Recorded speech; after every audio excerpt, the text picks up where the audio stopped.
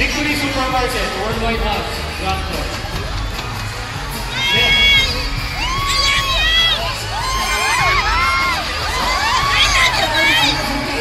Uy, mahirap kaya ang ganito, no? Ang kayo kaya lang dito.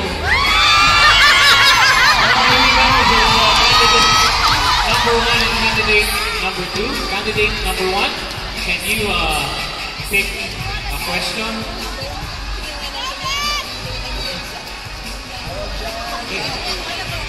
Candidate number one and number two, here is your question.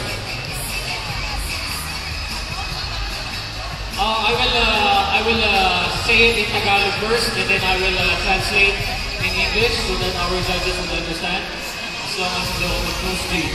Your question is, aling bansa sa tingin mo ang may madaming magaganda o kaakit-akit na mga tao at bakit? Oh, wait, hold on. The English, sorry. Which country do you think has the most attractive people and why? Philippines. I think Philippines has a great people because they are not only attractive by their outer appearance, they are more attractive by being hospitable and generosity. That's all. Thank you. Okay, thank you, candidate number one. Candidate number two, your answer please. The country that has most attractive people is Philippines, of course. Why? We cannot deny it that we got the most to be the most friendly national.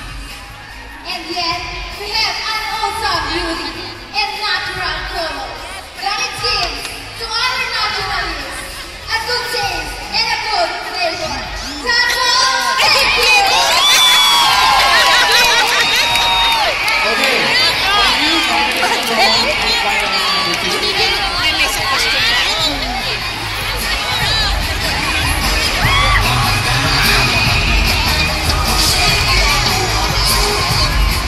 Finalist number three, Queenie Estrella, 24 years old, from the province of Rizal.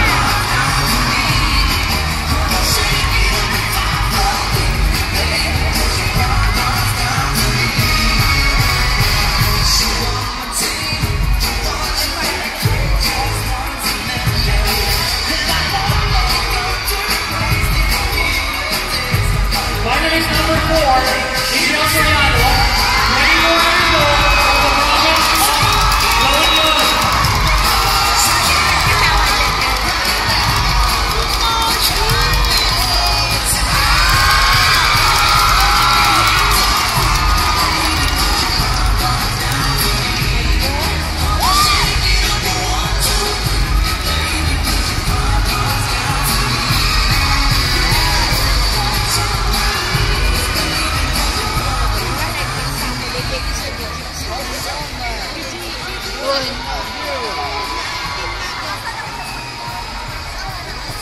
Joy, pasensya na Joy ha. Hindi ako pwedeng tumaan sa harapan eh. Kailangan sa likod ako dapat. Gentlemen. Hindi nyo alam kung gaano kahirap at kasakit pag dumadaan ka sa likod. Ladies and gentlemen, these are finalist number 3 and finalist number 4. Mr. King, Denise, you want to help me here, Mr. King? Finalist number 3, can you pick your question? One question for both ladies, mga kaibigan. Again, Tagalog and then English. Here is your question. Sino sa tingin mo ang masasabing naging matalim mong kaibigan sa kompetisyon na ito at bakit? English, who became your best friend in this competition and why? My best friend in this competition is candidate number 2, Miss Bayet Malana. Why? Because she became my second sister to me. And being new in this kind of competition, she helped me to boost my confidence and generous enough to give me some input and ideas in all aspects during our rehearsals. That's all. Thank you! number 3. Bakit parang mas kinakabahan ako ngayon? Candidate number...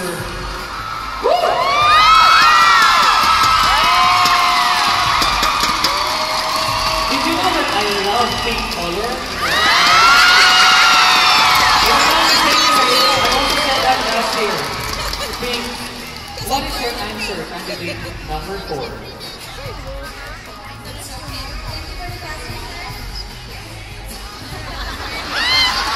Dali lang, kinakabahan ako eh.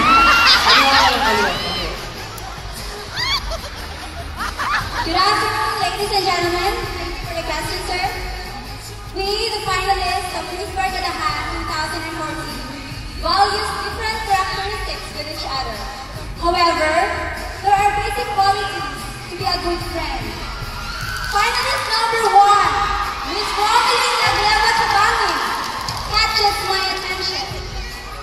She is a person who is willing to listen and will give you good advice. She laughs at herself. She has a great sense of humor. And she treats respect to everyone. And the most that I like from her, she is a good teacher. She is willing to teach you if you have a hard time to catch things during rehearsal. And she will never leave you behind. That's all. Thank you! Thank you!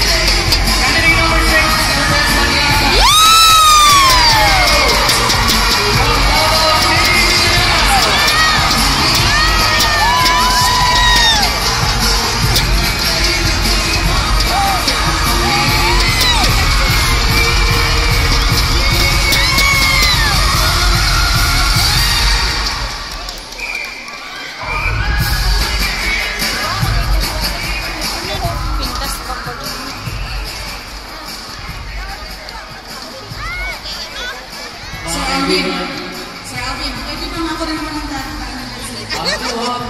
Ang sabi nila ako dadaan sa likod eh. Mga kaibigan, I changed my mind. I want stripes now.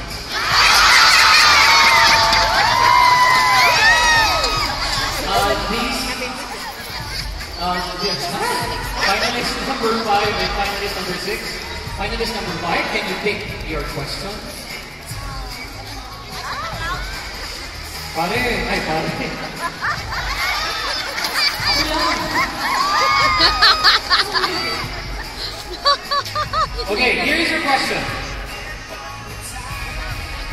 Kung meron ng pagkakataong ipagpatuloy ang iyong pag-aaral, ano ang iyong kukunin at bakit? If you have the chance again to continue your studies, what are you going to take, or what course, or what field? Number 5, your answer please.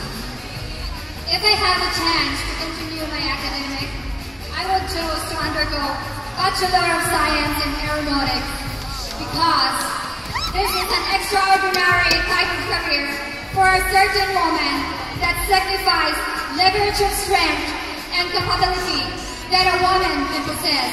And being a pilot is a great opportunity and a challenging role to explore the scenery of the world. Thank you.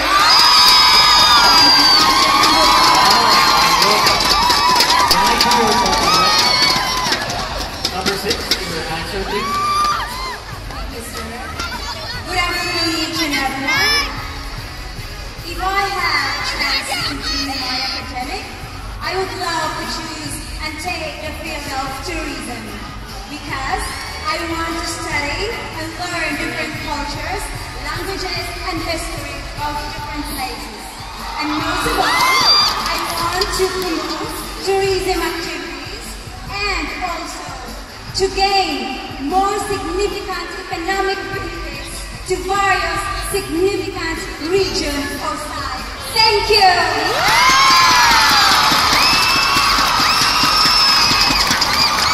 Thank you, candidate number 5.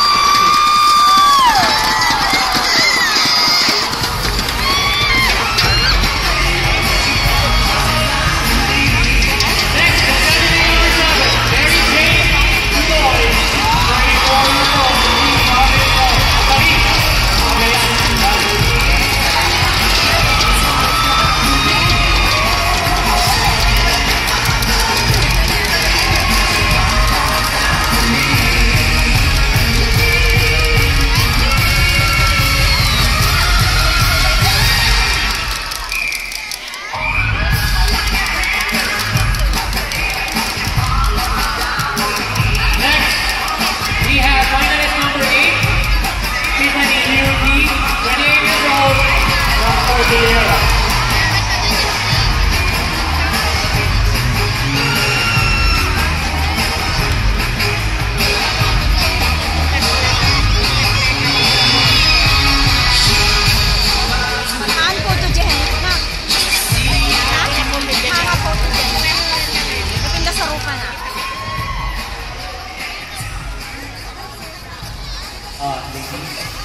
Pwede pa kayo dito. Yeah. Sa braso lang kayo. We have 7 and 8. Number 7, can you please take your question from Rochelle? Thank you. Alam mo, minsan maganda rin ang mga stars. Diba? Okay lang yung slide. This is your question. Kung meron kang mahiwagang kapangyarihan at maaaring ibahin ang anyo upang maging anumang hayop, ano ang iyong pipiliin at bakit? If you have magical powers that can transform you to any kind of animal, what will you choose and why? Number 7, please. Hello, good afternoon, everyone. I will choose to become a white dog because it symbolizes purity and godliness. God loves animals so much that even in the Holy Spirit is formed into dog. That's all. Thank you. Thank you. Number 8, your answer, please. I will definitely choose to become a bird. Why? Because simply I'm a person who loves to explore and discover new things. And most importantly, I believe that if I become a bird, I can be a symbol of love, peace, harmony, unity, and hope. And of course, I want to be a reminder that whenever they see a bird in the sky, they would be reminded to aim high and to dream high. But just like the bird that no matter how high it flies or no matter how far it goes, still they know how to keep their feet smoothly attached on the ground. And I believe that perfectly fits my personality and my belief in life. Thank you. Thank you, candidate number 7. Girls.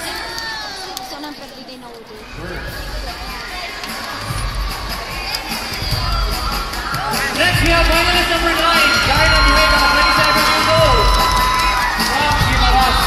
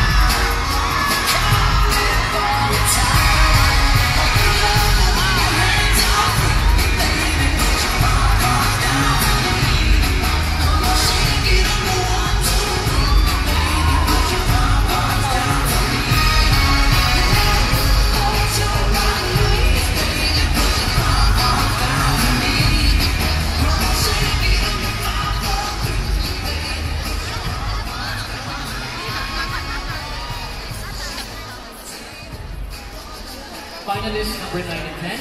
Finalist number 9, can you pick your question? Thank you. Your question is, kung katapusan na ng mundo, sino ang hahalikan mo? Oh, sorry. Sorry. Kung katapusan na ng mundo, sa susunod na oras, ano ang gusto mong gawin sa iyong best partner at bakit? If the end of the world is in the next hour, what would you do with your best partner and why? I hold her hand and say thank you for her hard work and effort for making this preparation best. And after that, I pray to Almighty God that everything happened is according to His plan. Thank you. Candidate number 10, your answer please. Thank you for the wonderful question. I will do to my best partner if the end of the world in the next hour. I will hug him and hold him in his hand, and then I will say that I love you very much. And then, even though if the end of the world is come, we will just die together in just happy.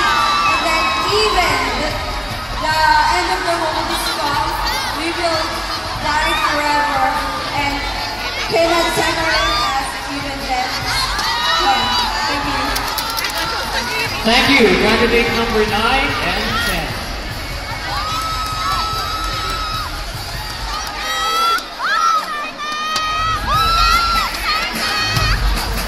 Next is candidate number 11.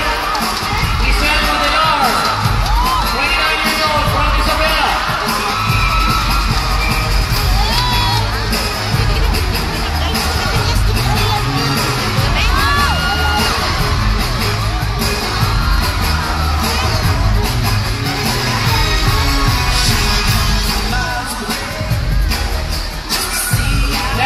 We have candidate number 12, Beverly Manya Habasa, 29 years old, from Mindanao.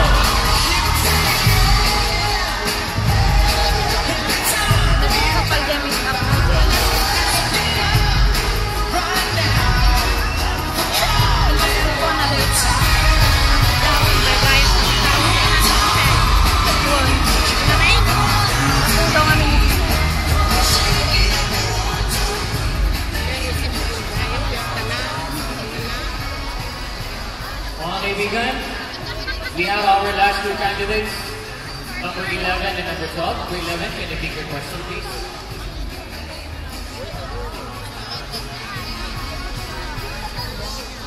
Your question, ano ang pinaka-paborito mong Chinese or local food sa Hong Kong? At bakit? What is your favorite Chinese or local Hong Kong food? And why? I will choose tofu because it came from a natural ingredients and it's edible to sustain my nutrients that my body needs, and it also provides energy that I'm needing in my daily work. That's all, and thank you. Candidate number 12, your answer please. My favorite Chinese or local Hong Kong food is mooncake because there's a lot of legends behind mooncake. It signifies the love of a man to his wife. And it's a gathering and sharing amongst loved ones. Thank you. Thank you very much. Number 11 and 12. Thank you, girls.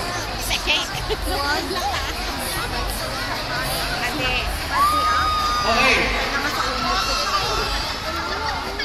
Ayan. Sige na.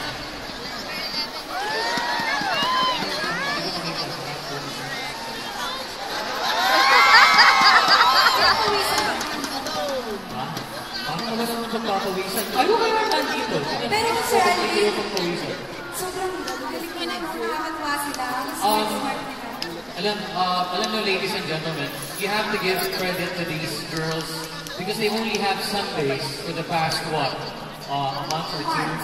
to prepare the talent, the opening dance, the catwalk, and the swimsuit. Hindi madaling mag-swimsuit ng basta-basta tatay ko. Okay, habang hinihintay ho na